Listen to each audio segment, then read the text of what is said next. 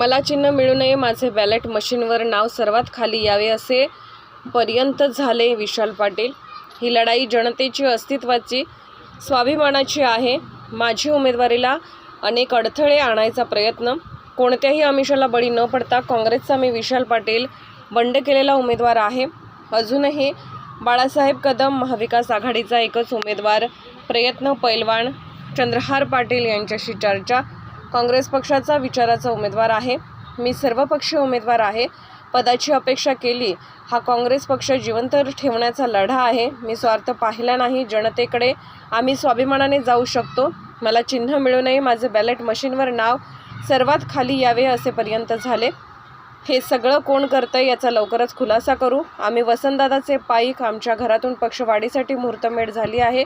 इथे काँग्रेस पक्षाला डावललं गेलं, ज्यांनी कोणी हे षडयंत्र केलं त्यांना मतदानातून उत्तर मिळेल। चेहरासुद्धा लोक मला मतं टाकणार आहेत।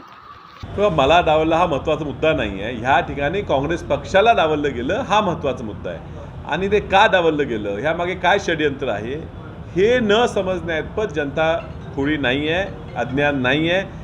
मी सांगायची गरज किंवा मी ह्याच्यावर स्पष्टीकरण करायची गरज नाही आहे। जनता लोकांना सगळं काही माहीत आहे आणि ते बरोबर ह्या सगळ्या षडयंत्राला मोडून काढण्यासाठी येणाऱ्या काही दिवसात मतदानास्वरूपात लिफाफा हा ते मुंबई दिल्लीला पाठवणार आहेत। मी त्यांच्यावर कुठलंही वक्तव्य ह्याच्यापूर्वी केलेलं नाही आहे, त्यामुळे ते मला उद्देशून बोलत नसावेत। ज्यांना उद्देशून बोलत असतील त्यांनी उत्तर द्यावं। जयंत पाटलांनी सांगितलं तर तुमच्यासोबत त्यांचं कम्युनिकेशन आहे आणि माझं विषयाची बोलणं होतं। माझं सगळ्यांचीच कम्युनिकेशन असते आणि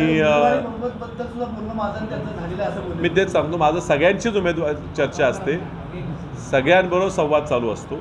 पण काही संवाद हे खुल्यात नसतात आणि म्हणून मी म्हणलो मी कुठल्याही नेत्यांवर मी वैयक्तिक टीका केलेली नाही आणि त्यामुळे त्यांनी काय बोलले असतील तर तो माझ्याकडे उद्देशून नसेल, ज्यांच्याकडे उद्देशून असेल त्यांनी त्याला उत्तर द्यावं। हे पहा, आता भरपूर बदल झालेला आहे। आता चेहरासुद्धा चिन्हाबरोबर दिसतो, फोटो लागतो, लोक फोटो पाहतात, लोक बऱ्याचपैकी सुशिक्षित झालेले आहेत, नाव वाचतात आणि आता सोशल मीडियाच्या ह्या जगात लिफाफ्याचं चिन्ह हे घरोघरी मतदारांपर्यंत पोचवणं मला वाटते अवघड जरासुद्धा वाटणार नाही। प्रयत्न झाले मला चांगलं चिन्ह मिळू नये हे ह्यासाठी, पण आम्ही काय विचार करत नाही। एवढी लोकभावनाच जनतेची आहे की मी कुठल्याही चिन्हावर उभा राहिलो, बिन चिन्हाचा जर राहिलो असतो तर लोक मला मत टाकणार आहेत हा मला विश्वास आहे। हा त्यात यश आलं असेल।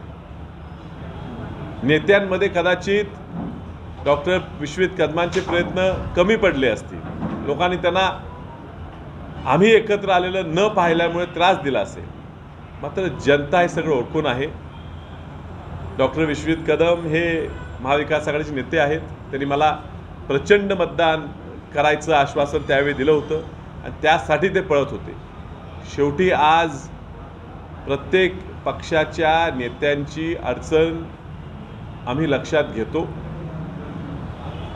नेत्यांवर दबाव असणार, प्रमुख कार्यकर्त्यांवर दबाव असणार, पण ही निवडणूक आता जनतेने हातात घेतलेली आहे आणि काँग्रेस पक्षाचा प्रत्येक कार्यकर्ता हा माझ्या उमेदवारीच्या पाठीशी ठामपणे उभा आहे। दिवसभरातील घडामोडींचा आढावा घेण्यासाठी पाहत रहा N24 मराठी न्यूज चॅनल।